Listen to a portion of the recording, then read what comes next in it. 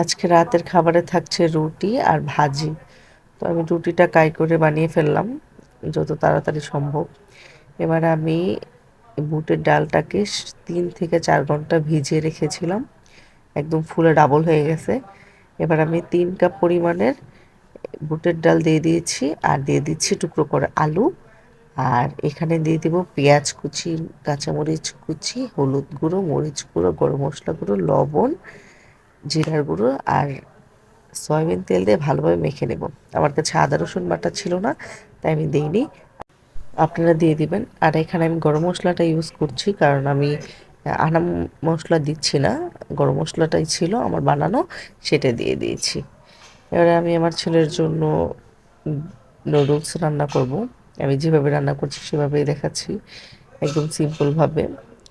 তেলে ডিমটা দিয়ে একটু লবণ দিয়ে নুডলস আর মশলাটা আমি দিয়ে পানি দিয়ে ভালোভাবে সিদ্ধ করে নেব। ও কাঁচামরিচ পেঁয়াজ এগুলো কিছুই খেতে চায় না, তাই আমি এভাবে বানিয়ে দিই। আমার ছেলে এটা খেতে খুবই পছন্দ করে। এই তো আমার হয়ে গেল।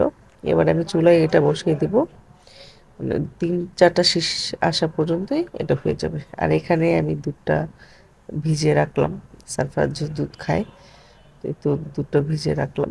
এই তো আমার হয়ে গেছে প্রায়, একদম হয়ে গেছে। এবার আমি শুকিয়ে নেব, দেখতেই পাচ্ছেন কি সুন্দরভাবে হয়ে গেছে।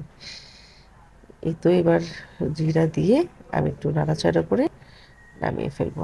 এই বুটের ডালটা এভাবে রান্না করলে যে কি মজা লাগে, রুটি পরোটা কিংবা ভাতের সাথে খুবই ভালো লাগে খেতে। আপনারা অবশ্যই ট্রাই করবেন আর ট্রাই করে জানাবেন কেমন হয়েছে। আল্লাহ হাফেজ।